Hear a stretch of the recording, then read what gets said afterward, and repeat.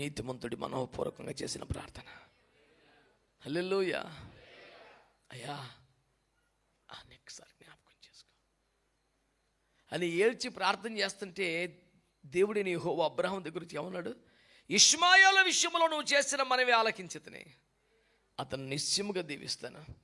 అడవిలో ఎడారిలో వదిలేసేవాడిని, ఆడు ఎలాగుంటాడు, బతుకుతాడా, బట్ట కడతాడా, ఆడు ఏమవుతాడు రేపు పొద్దున్న, ఆడికి ఎవరిని పిల్లనిస్తారా, వాడికి ఆలనా పాలన లేదు కదా, వాడికి ఎవరు వెనకాల సపోర్ట్ లేరు కదా, దిక్కుమానుడు కదా, నీ సూత్తరా అసలు ఎవరన్నా అని చెప్పేసి 100 రకాల ప్రశ్నలు మధ్యలో మెదులుతుండగా దేవుడు ఆశీర్వదిస్తే ఎంత దీవించబడ్డాడు.